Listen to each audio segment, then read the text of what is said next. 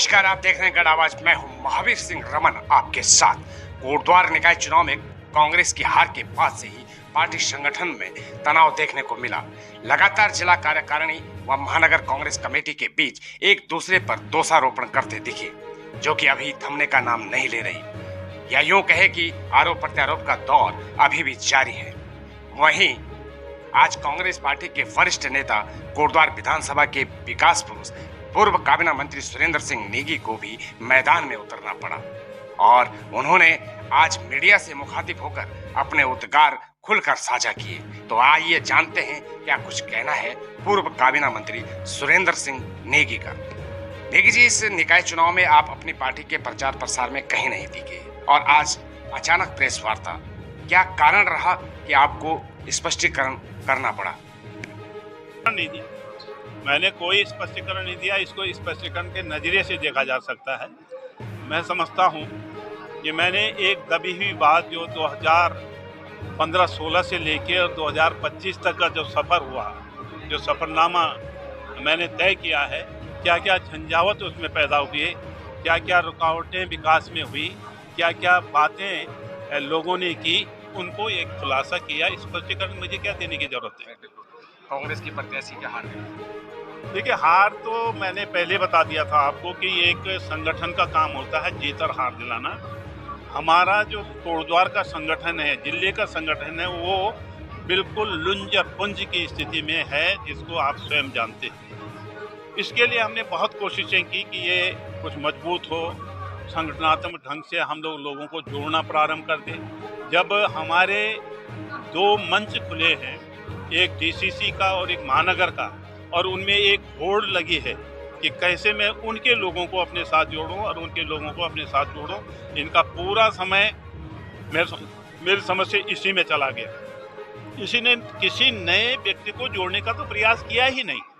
इस बात को मैं बार बार कहता था कि भाई ये 24,000 वोट मिल रहा है, इसके ऊपर क्यों नहीं मिल पा रहा है, इसके लिए कोशिशें क्यों नहीं की जा रही हैं, उस पर कोशिश की जानी चाहिए। और ख़ास तौर पर जो आप लोग एक बहुत बड़ा सवाल और जगह जगह पूछते रहते हैं, मैं खुद ही उत्तर दे देता हूं उसको कि मैं क्यों नहीं चुनाव में आया।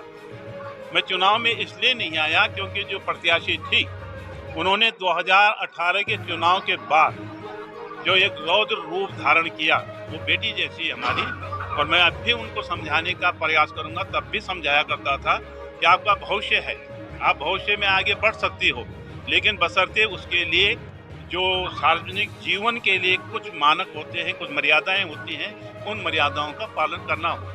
उन्होंने सीधे सीधे ये कह दिया कि सुरेंद्र सिंह नेगी को न तो मैं अपने मंच में आने दूंगी, न मैं उनके मंच में जाऊंगी। इसके लिए चाहे मुझे क्या बोलते हो, मरे मुँह का देखना पड़े, क्या क्या पता नहीं, मुझे नहीं समझ में आता वो बातें।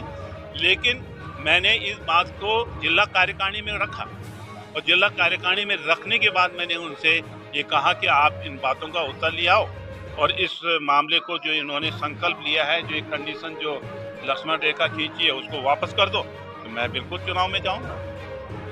उसके बावजूद मेरा 18 से लेके 2025 तक कहीं जो है पोस्टरों में नाम नहीं था, बैनर में नहीं था, ये आपने देखा होगा। लेकिन उसके बाद मेरा नाम सब जगह था, मेरी उपस्थिति सब जगह थी, मेरे गुणगान भी थे, मेरे पिता तुल्य है। मैं आज जहाँ हूँ उन्हीं की बदौलत हूँ। मुझे उन्होंने चलना सिखाया। अचानक ये परिवर्तन क्यों होता है? ये पहले 2017 तक भी था, फिर वो 18 के बाद बदल गया, फिर वो 25 में फिर आ गया। तो ये जो बार बार अदलना बदलना है, ये बहुत सारे सवालों को मैं समझता हूँ कि कभी कभी ये कहने के लिए मजबूर होना पड़ता है। मैंने एक चीज़ कही, एक बात मैं आप बता दूँ, खराब शब्दों की बात बता दूँ। जब ये कार्यकारिणी के लोग मेरे पास आए थे, विनोद डबराल जी सहित 5 लोग, जिनमें आरसी खंतवाल थे, मिस्टर गुसाई थे, प्रेम सिंह बयाल जी थे, वीरेंद्र सिंह जी थे, मैंने एक कट सत्य कह डाला था, जिसको मैं अब बता रहा हूं आपको कि मैं कोटद्वार की जनता को धोखा नहीं देना चाहता हूं ऐसे जनप्रतिनिधि को ले, इसलिए मैं इनके साथ नहीं हूं, क्योंकि इनका दिखने का चेहरा अलग है और करने वाला चेहरा अलग है। और आप कुछ दिन बाद समझ जाएंगे, आप उनके प्रिय हैं, मुझे जिंदगी सिर्फ मोमेंट में नहीं, सफर लंबा तय करने के लिए जनमानस के हितों के लिए, जैसे मैंने अभी कहा, क्या उनका दायित्व नहीं बनता था? वो जिला अध्यक्ष थी, मैडम हमारी जो है वहाँ पे धरना प्रदर्शन कर रही थी जिला विकास प्राधिकरण के लिए, बजट बढ़ाने के लिए, गौवंश की रक्षा के लिए, तमाम मुद्दों के लिए, नगर आयुक्त को नियमित रूप से बिठाने के लिए 14 बिंदुओं पर क्या उनको नहीं आना चाहिए था? या हम लोग टैक्स को माफ करने के लिए, खत्म करने के लिए जगह जगह जा रहे थे, क्या उनकी जिम्मेदारी नहीं बनती थी? आखिर वो अपनी जिम्मेदारी से क्यों अलग होते रहे, ये बड़े प्रश्न हैं। और उनका मकसद क्या है ये वो जाने, उनके पति जाने। हमारा तो नमस्कार, हम आज भी उन लम्हों को याद करते हैं और उसके लिए सम्मान देते हैं। लेकिन जो विकृतियां पैदा हुई, जो सोच में परिवर्तन हुआ, जो हिडन एजेंडा उनका है, उसके साथ हम नहीं। सर आगे की क्या रणनीति रहेगी? 2027 की क्या तैयारी है? देखिए 2027 जो वर्तमान हालात और परिस्थितियां हैं वो सब रिपीट होने वाला है, वही रिपीट होने वाला है, उसमें कोई गुंजाइश आगे नहीं है, ये मैं बोल सकता हूँ। क्योंकि हम देख रहे हैं अगर संगठन मजबूत नहीं है तो कैसे आप जीत पाओगे भाई? कोई भी हो, कोई भी XYZ, सुरेंद्र सिंह नेगी हो, दूसरा हो, तीसरा हो, उसके लिए पहले संगठनात्मक ढंग को मजबूत करना होगा, संगठन को मजबूत करना होगा, तब जाके खड़े होने के लिए तो स्वाभाविक रूप से हमारे मन में भी एक लालसा रहती है कि यार हम 3-4 चीज़ों को और स्थापित करते हैं जिनको हमने स्वीकृति, जिन पर हमने पैसा स्वीकृत करवा दिया था। मेडिकल कॉलेज हो गया, टाइगर सफारी पे हमने पैसा स्वीकृत करवा दिया था, हमने लाल ढांग चिल्लर फल की जो है पैसा सैंक्शन करवा दिया था, कर्णाश्रम पे पैसा सैंक्शन करवा दिया था। तो इनको जरूर हम ये चाहते हैं कि एक अवसर मिले या नहीं मिले वो दूसरी बात है, लेकिन इसके लिए हम लगातार काम करते रहेंगे, संघर्ष करते रहेंगे। कोटद्वार की जनता आपको विकास पुरुष कहती है और साथ ही आप कांग्रेस के भी स्तंभ हैं यहाँ पे, तो क्या आप ये जो दरारें आ रही है, जो पार्टी के संगठन में दिक्कतें आ रही हैं, उनको एकत्रित करने का कार्य? कल भी तैयार रहूँगा, और जब तक ये बोलते रहेंगे तब तक तैयार रहूँगा, लेकिन पहले एक होने का मन तो बना ले। मेरा ये कहना है कि जब मन में ही खटास है, जब ये है कि भाई इस व्यक्ति को मुझे तोड़ना है। मैंने उदाहरण दिया ना अभी, हमारे एक बहुत पुराने मित्र जो 20 साल से हमारे साथ थे, उसके मन के अंदर खटास पैदा कर दी।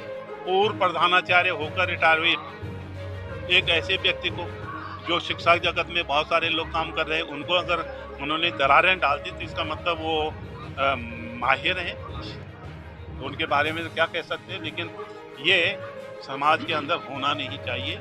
ये हमारी उनसे अब भी आग्रह है कि वो इसको संभालें अपने आप। कुछ नहीं खोया, अगर वो गुस्सा नहीं करते, इस प्रकार के शब्दों का इस्तेमाल नहीं करते, हो सकता है हम काम करते।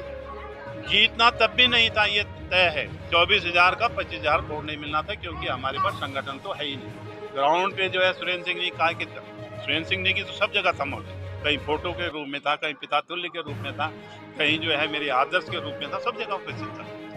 कहीं में जैसे टिकट गोदियाल जी ने तो यहाँ तक कहते कि टिकट भी नहीं कि जिन्हें दिलाया, मैंने किसी का प्रतिवाद तो नहीं किया, उस समय बोला ही नहीं। तो ये सब चीज़ें होती हैं। मैं समझता हूँ कि समय क्या करवट बदलता है।